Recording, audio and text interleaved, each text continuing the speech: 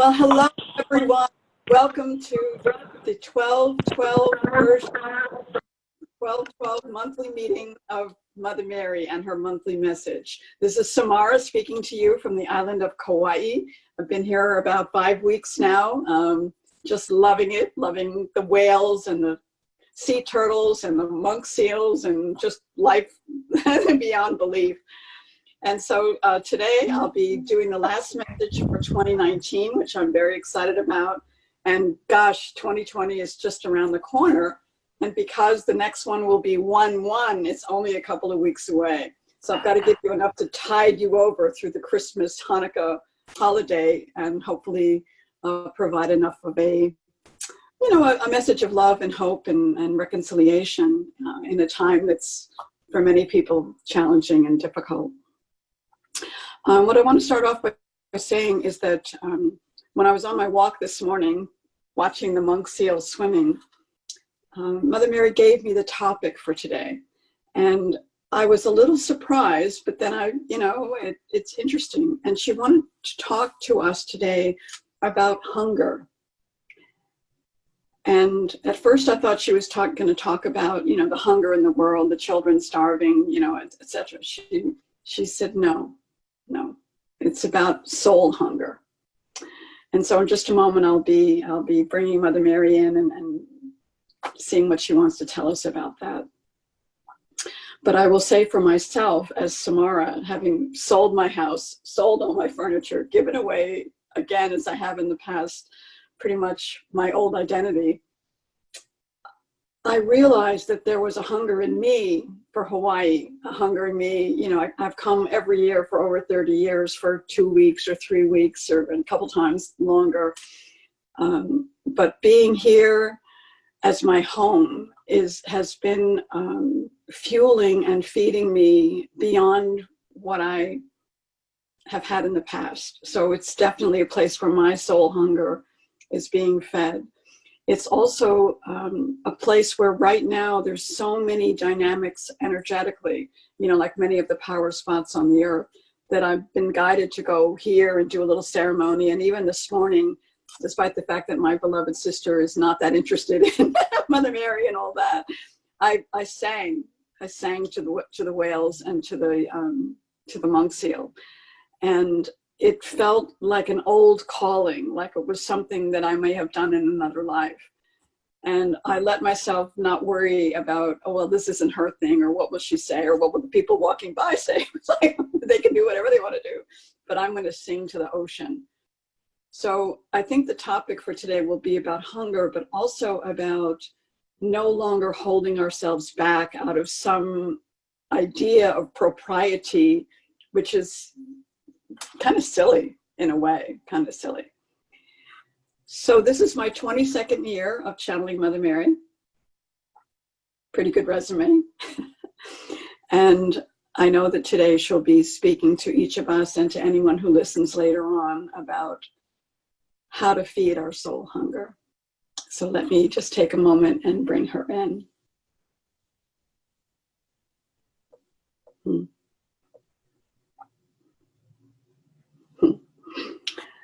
Well, hello to all of you. Hello to all of you. What I want to say, it's like, I want you to imagine for just a moment, no matter what time of day it is and whether you've eaten your meal of dinner or not, I want you to imagine that we are now setting the table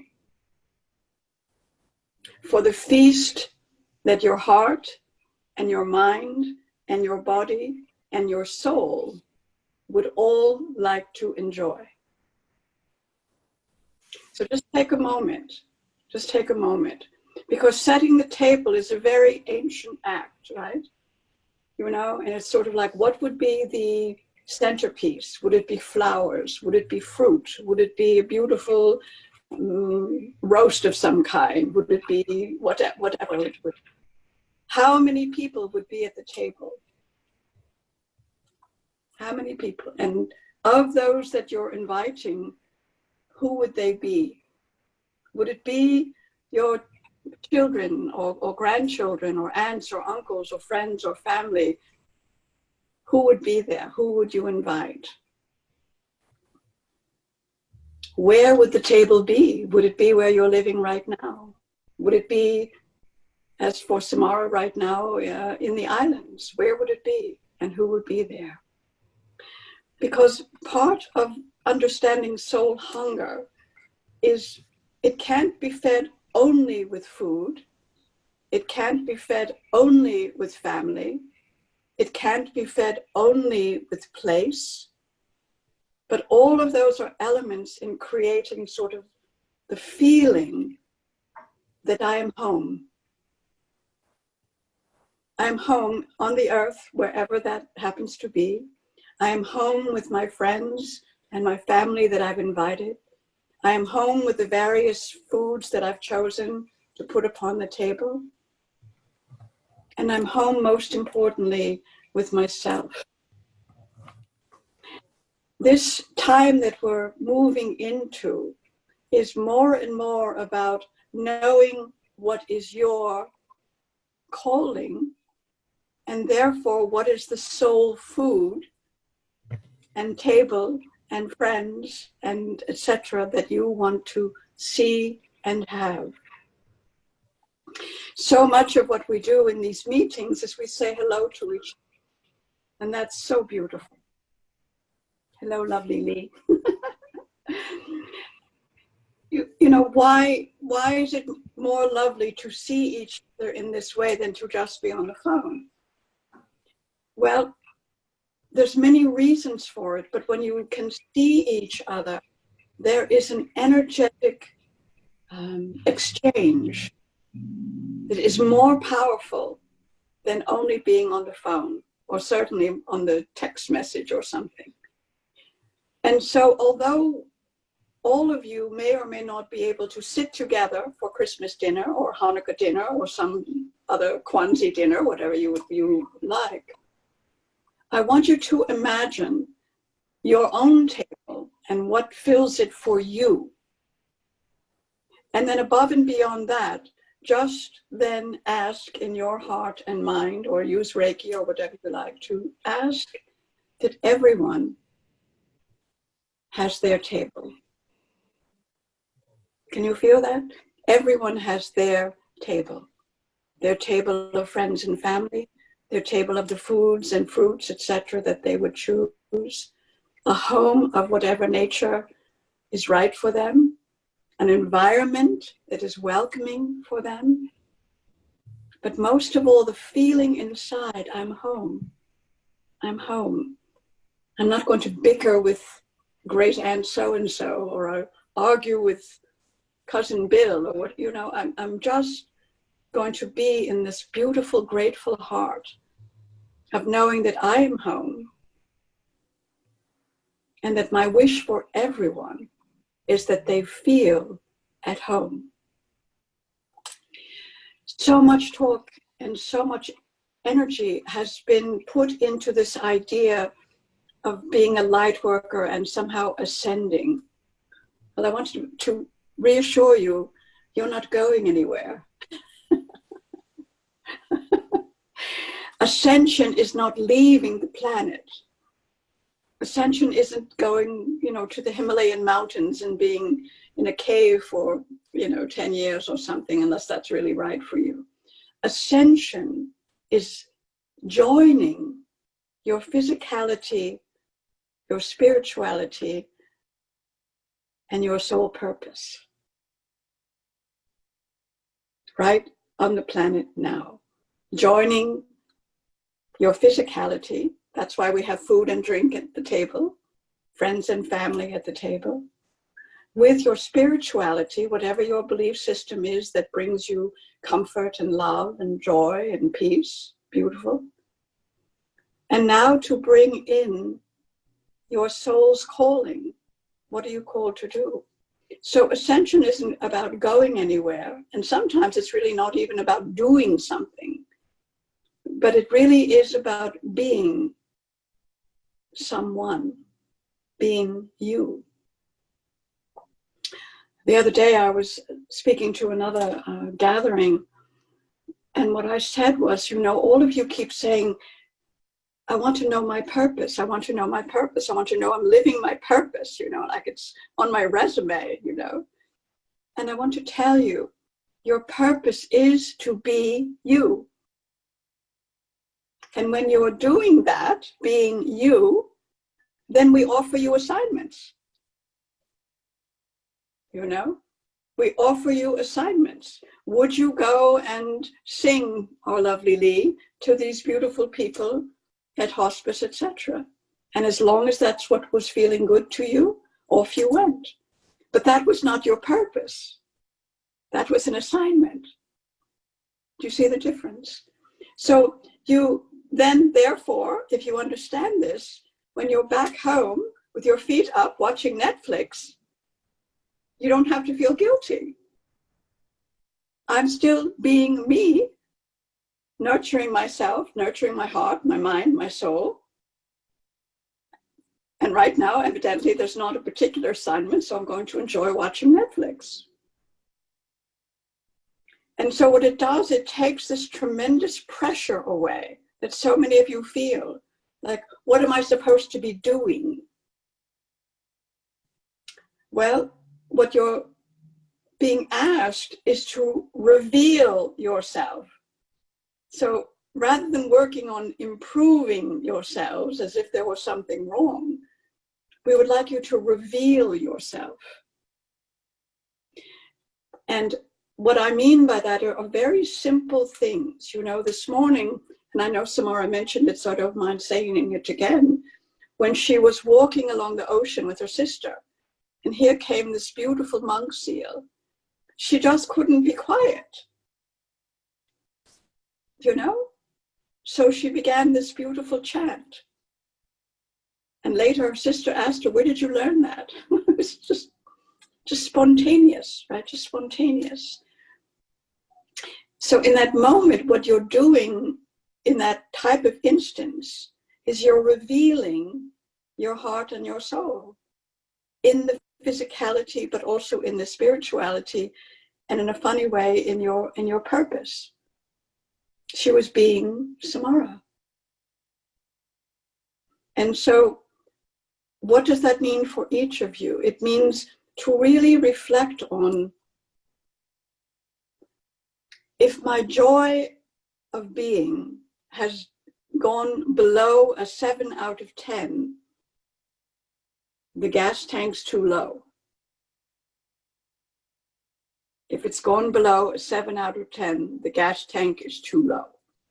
So then the next piece is really, hopefully, sort of exciting. It's sort of like, wow, all right. So from an input point of view, there's some other food or experiences that are lacking in my life that I would now be down at a 7. So before I go any lower than a 7, what I'm going to do is take a walk in nature, make my favorite homemade soup, go lay in my hammock, if it's available and not snowed in, right? And so when you begin to recognize that my real job in this life is to maintain my energy body and my energy being and my consciousness at least a 7. I mean, we prefer a 9 or 9.5 or even 10, but what we're saying is when you get low like that, you have to take a look at, so what am I doing and not doing? And perhaps even more importantly, what is my mind saying that is accusatory or judgmental? What is my mind saying that is accusatory or judgmental, either about myself or even about other people? Because what that does, that kind of judgment or accusation, well, I'm too old, too young, this, that, or that person shouldn't be doing this, or that person shouldn't be doing that. And so I'm here as the king of the universe, giving out thumbs ups and thumbs down. No. So how do you change the mind that is being judgmental or accusatory?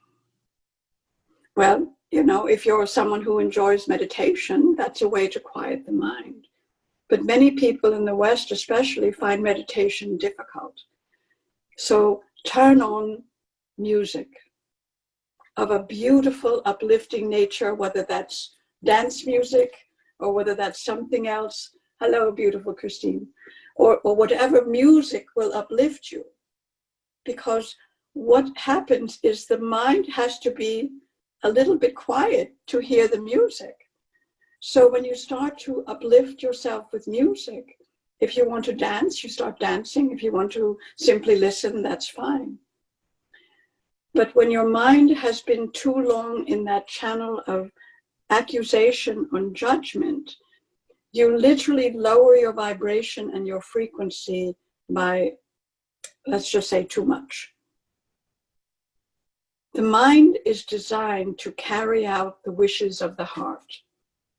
Oh, write that one down. The mind is designed to carry out the wishes of the heart. And so you have to know what your heart is wishing for, right? You have to know what your heart is wishing for. And as long as you're in sort of that accusatory, judgmental place, the heart doesn't stand a chance of getting your attention. And you begin to feel separate, lonely, disenchanted, even depressed, right? And so at that point, some of you, not perhaps the people on the call, but others, reach for a cigarette, or reach for alcohol, or reach for drugs, or reach for something to, in their mind anyway, feel better.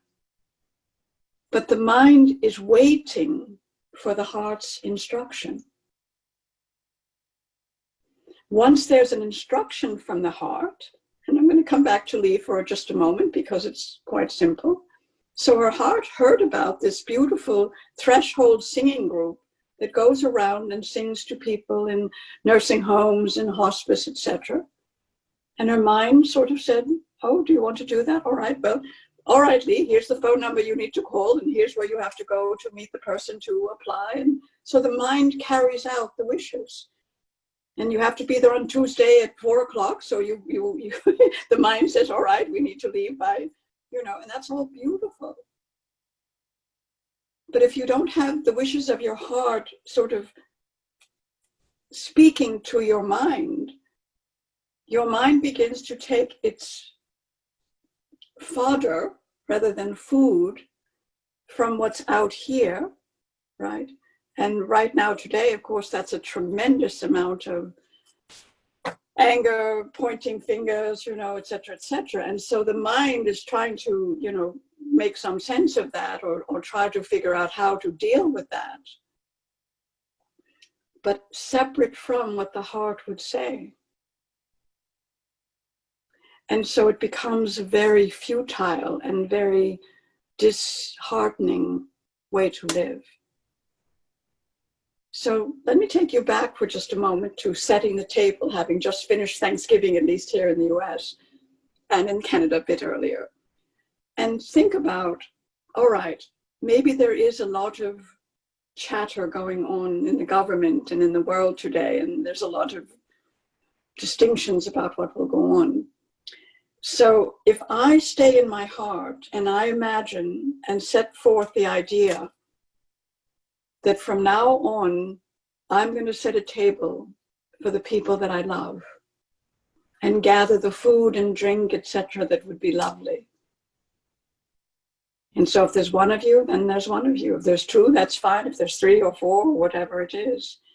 And at the table, when you're enjoying your beautiful meal, if you would just take a moment, either out loud or in your own heart, and say, this is my wish for everyone.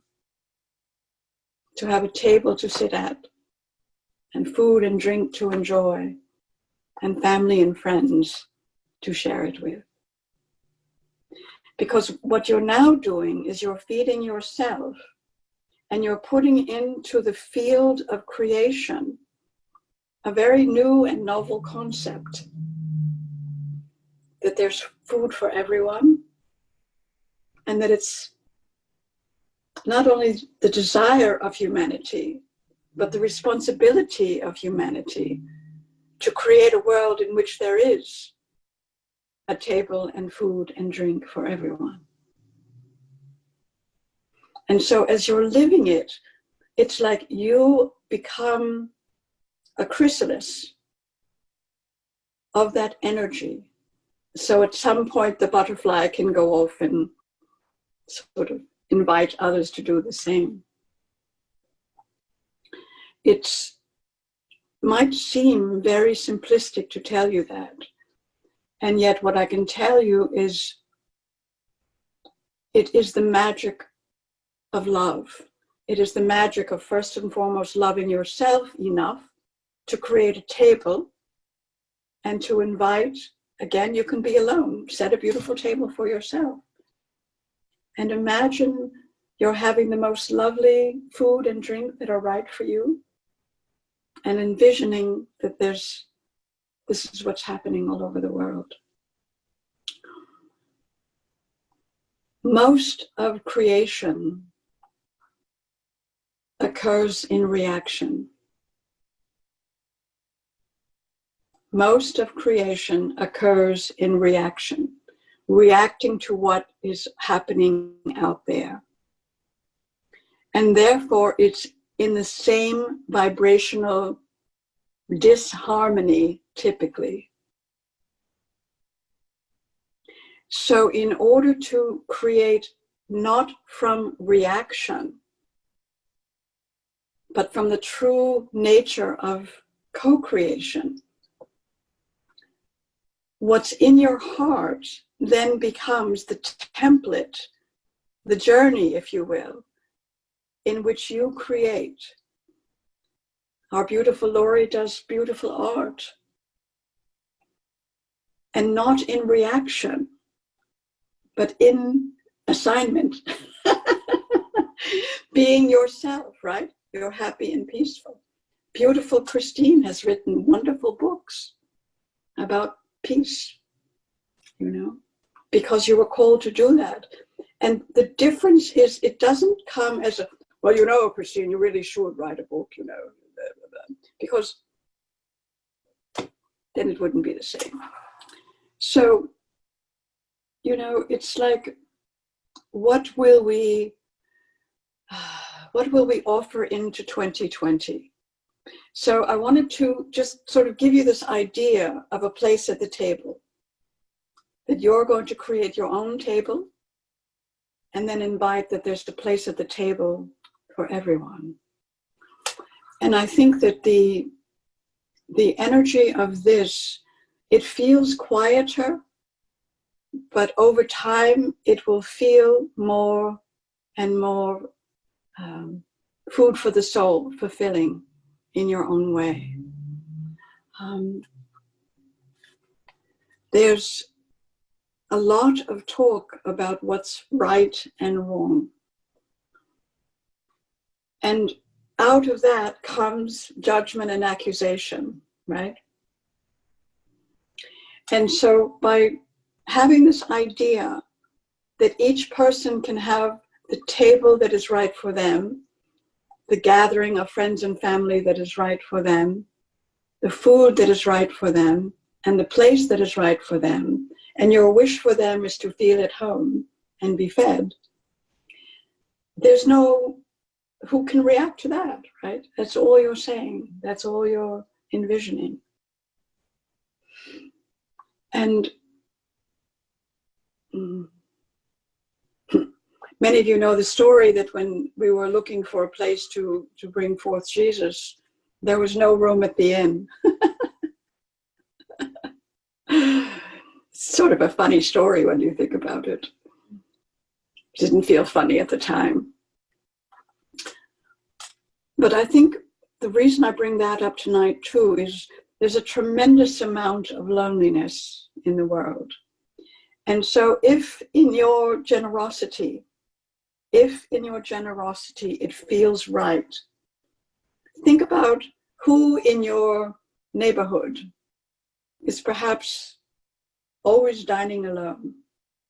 You know, they're older or they're lonely or, you know, whatever.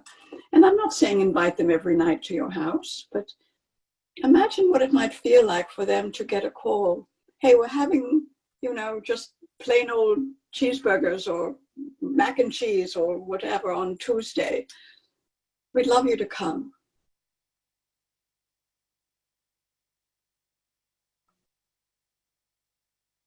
We'd love you to come. Can I bring anything? Yes, you can bring you.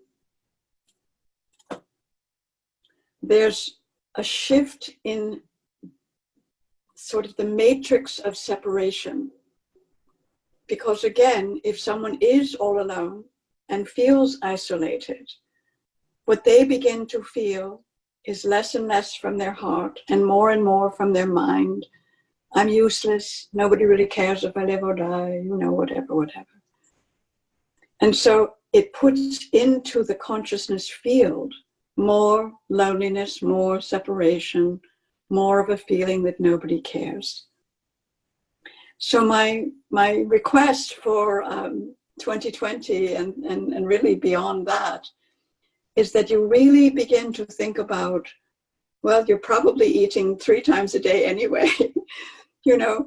When do I want to make this sort of a sacred event? Perhaps all of the meals, perhaps whatever. And feel into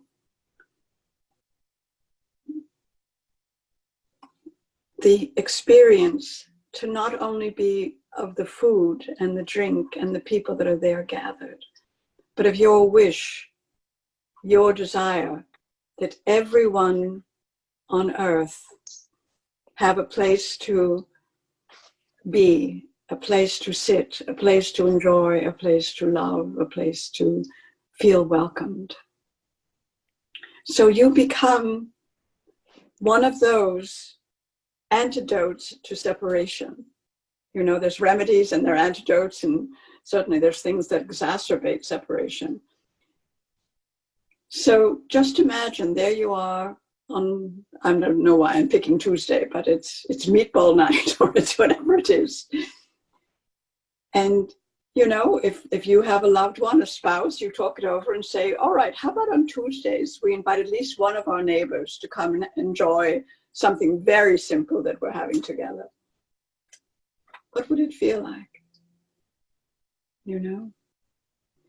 Because right now the world is aching for connection. They're aching for justice. They're aching for liberation. They're aching for safety. They're aching for all these things. But none of you, at least at the moment on the call, are involved in government in the way that you could wave a wand or write a grant or whatever. But all of you eat a few times a day. So the idea is to begin by creating an invitation, first for yourself and your immediate friends and family that you want to have. And then when it feels right, to open the door and invite in another. Say, come on down. Tell us about you. Tell us your story. What are you about? What are you up to? And out of that, often you will feel the hand of God right here on the back of your head saying, thank you. Thank you.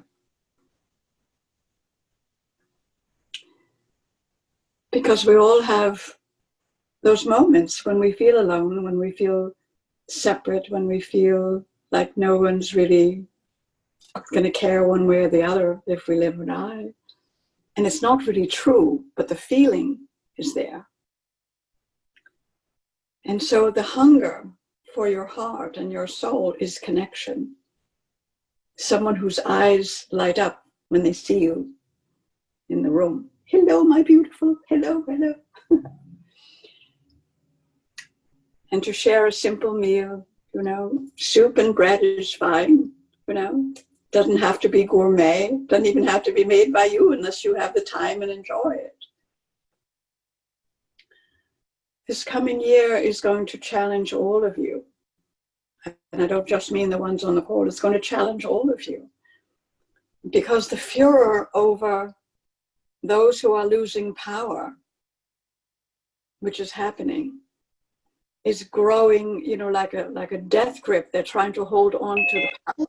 They're trying to hold on to, you know, what they perceive to be their position in the world.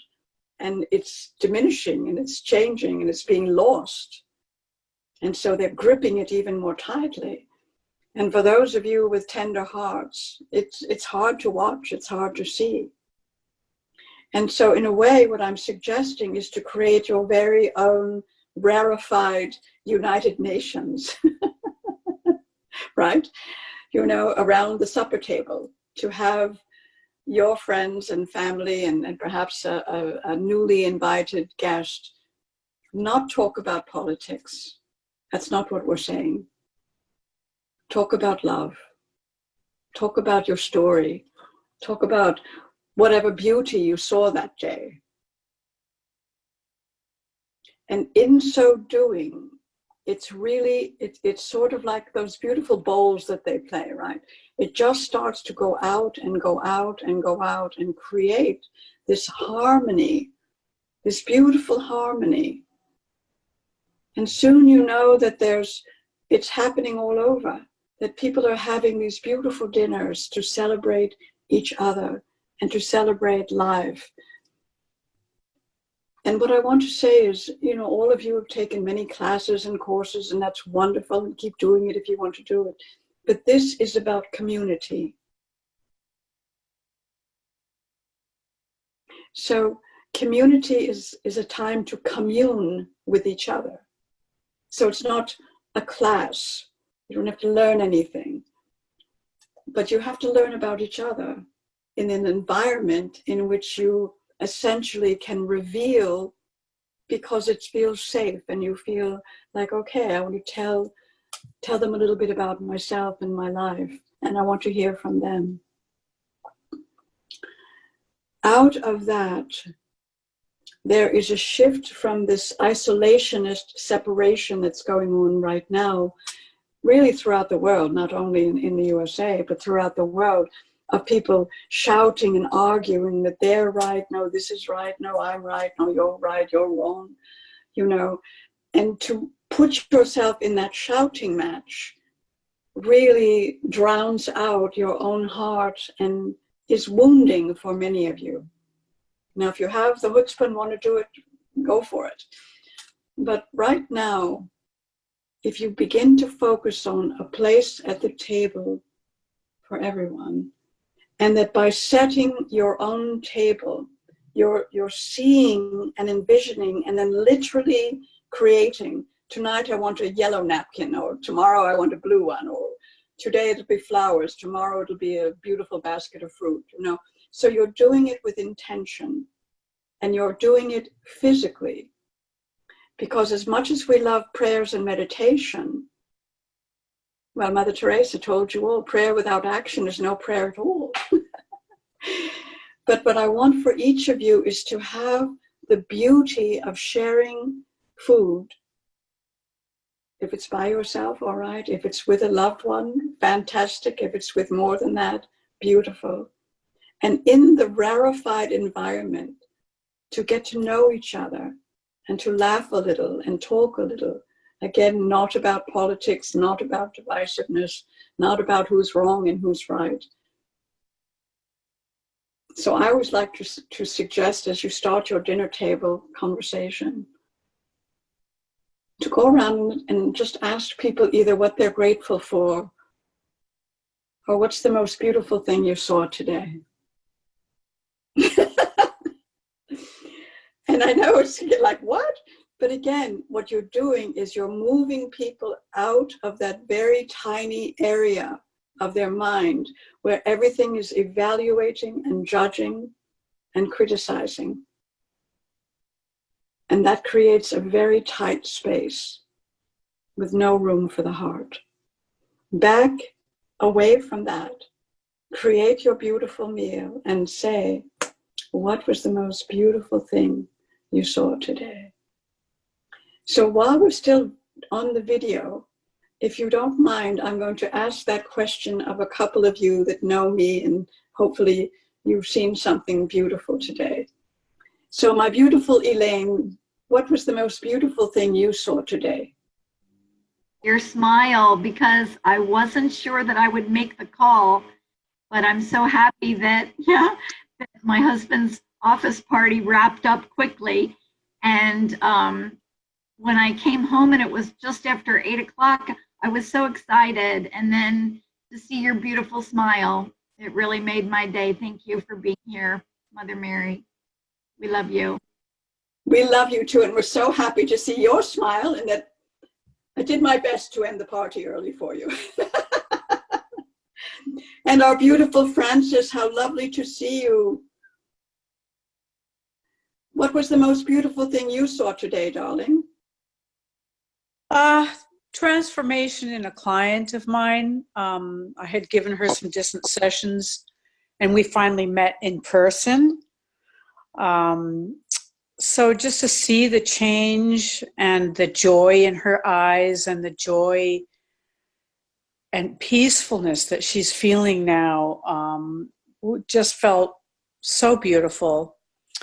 And making this necklace, I'm making a necklace for my sister, and it just fills me with joy. It's just absolutely beautiful. So a lot of gratitude. I feel a lot of gratitude. I feel good. So. Well, we're so happy. And that's what I'm talking about. Because, you know, whether you're doing sessions, which is absolutely fabulous, or sharing a meal together, which was my suggestion for everyone, when you can watch the faces of the people lighting up because you're sharing time in a loving way with each other. Mm-hmm. Wow. Right? It changes the nature for everybody. Beautiful Lee, what was the most beautiful thing you saw today? I saw, I was out in nature all day. I was out in Lloyd Canyon, and I saw ancient dwellings and felt the energy of the ancestors there. And I was grateful for Mother Mary through Guadalupe, whose day is today, and whose presence was felt in helping us to find the dwellings. It was just a beautiful day. It was just, it was magical up there. Mm-hmm. Beautiful, beautiful, beautiful. Let's see, beautiful Barbara. That's a very long thing, but can you say what was the most beautiful thing you saw today? It's my anniversary, so that's why I was a little late. So the most beautiful thing I saw was my husband. How long have you been married? How many years? 32. Wow. Beautiful to celebrate, and beautiful to have had 32 years of love. Really? Beautiful. Let's see. Lori, what was the most beautiful thing you saw today?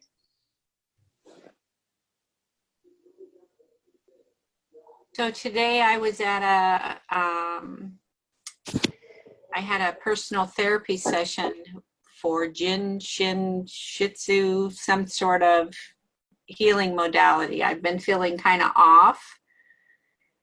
But I went into this beautiful office space, and the facilitator took me around and showed me the artwork. And one of the artworks in particular was a woman that does bronze sculptures of women. Oh. And each room, each one of the facilitation rooms or treatment rooms has one of these beautiful bronze female goddess type archetype sculptures. And I literally got goosebumps. Whatever the artist put into the work, it definitely resonated with me. And just this beautiful, divine, feminine artwork, just absolutely phenomenal. Beautiful stuff. Wow, wow. Sort of, again, it could add so much. It's like, in a way, they were setting the table, right, in the environment that was there to make it beautiful for you. Love it, love it. Well, let's see. We'll come down to Lynn. What was the most beautiful thing you saw today? Am I muted or unmuted? Okay, unmuted. Well, I don't even know where to start. I saw many, many beautiful things today, but I will talk about my drive to school this morning. So to my left, the sun was rising and the sky was full of the most beautiful colors. And to my right, the moon was setting. It was full moon, huge in the sky, and I just literally, I needed to keep my eye on the road, but I didn't want to because of the beautiful sunrise and moon set. It was absolutely gorgeous. And then, so I've been divorced for 20 years, but I'll call her my mother-in-law. She passed away last week, so there was the funeral this afternoon. But it was so wonderful to see so many people there I hadn't seen in years and years and years. So I got a very warm, fuzzy feeling from that situation and just appreciating all the people I saw from my past. So it was wonderful. Beautiful, beautiful. Yes, a full moon, too. It was a huge, huge moon. Love it, love it. Yeah. And when it's close to the horizon, it's huge. It's just beautiful. Incredible. And let's see, Deborah. What was the most beautiful thing for you? There you go. Hi, can you see me? Oh, wait a minute. Yeah. You can see me? Oh. I can't see you, no, but. Oh, okay. I was trying to fix it. Next time I'll put myself in, you can see video. Hi, Mother Mary. I and Samarah, and everyone here. I was, it's kind of dreary here today in Lake Geneva, but I was the one who made that beautiful pot of soup today. And then I was looking at pictures of my family because I'm creating a Christmas card. So can you hear me okay? Yes, go ahead. Okay. And so I was looking at pictures of the year, just like pictures, but I had so many beautiful pictures of, my honey and my daughter and I had a birthday party in August, and I was just thinking what a fabulous year it's been, and just filled with friends and family. So that was beautiful to me. That means so much to me. And I love what you said about when you put the table together. I'm going to do that every day. That's so beautiful. That's perfect. Well, thank you, Deborah. And by the way, Deborah makes a beautiful series of different essences, sprays. Yeah. There's a wonderful Mother Mary spray that Samarah has ordered and shared with different people. And of course, there's others as well. Just beautiful. I was thinking of. So let's see. I don't want to miss. Okay. I was just saying I have a peace spray too, and it smells so good. You mentioned peace earlier, so. Exactly. Love it. And then we have one more person, 512. 689 something 87. Hello? Yeah, I'm not sure who Anyway, that is. that's okay. Yeah. Anyway, we're going to come back. Now, just take a moment. And wasn't that lovely? Right? Refreshing to hear from each person what they had found that was so absolutely beautiful today, rather than who are you going to vote for in the next election? It's so different. And what it does is it elevates everyone, puts each person in his or her heart, and lets you share from that perspective. What in my physicality triggered such an experience that in my spirituality and in my body, in my heart, in my life, I was uplifted. Wow. Beautiful. So let's see, I'm just looking at the clock. All right, so about 15 minutes left. So what I'm going to do, before we turn off the recording, because I would like other people to participate in this if they so choose, I want you to imagine a table, a simple wooden table. And I want you to imagine that each of you are bringing a platter of food to that wooden table. So some of you are bringing fruit, some of you are bringing salad, some of you are bringing meats of various kinds or vegetarian things. Some of you are arranging a flower arrangement, and just have the energy and the feeling of everyone is bringing something to the table to be shared. And there's roughly a dozen of us here, so just imagine it's a table for 12. And there's simple silverware and lovely flatware and dishes that are, beautiful but simple.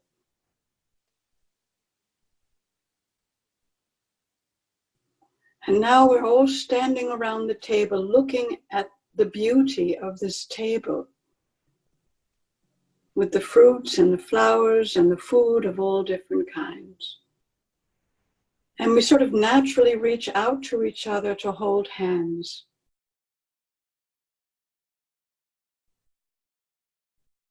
And we open our hearts before we sit down to share this beautiful meal. And we say thank you. Thank you to all of the parts of this earth that brought forth this beauty and this bounty and these blessings. Thank you to everyone standing around this table who has joined with us to share in this bounty. Thank you for our bodies and our hearts and our minds. Thank you for this beautiful earth and its blessings.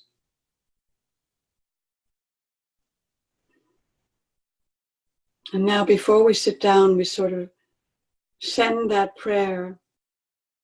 May all beings everywhere have a table to sit at, food to eat, and friends and family to share it with.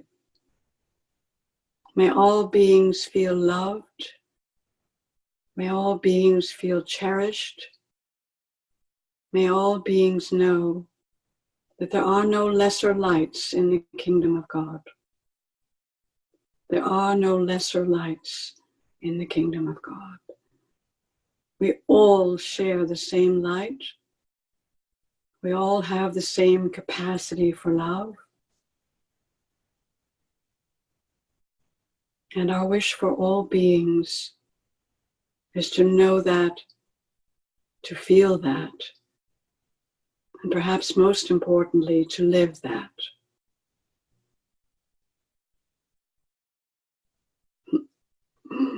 And now I want you to just picture sitting down, right? And here's this beautiful, beautiful, beautiful offering. And so for all the rest of this year in 2020, you're enjoying each other and the food and the fruits and doing your part to invite a few others into that kind of bounty. So in just a moment, we're going to end the recording, and I'll be happy to answer any few questions if you have them. But my wish for everyone who was here today or listens to this or listens to it later on, may you know how much you are loved. May you live a life you love, and may your hunger be fed. Much love. Namaste.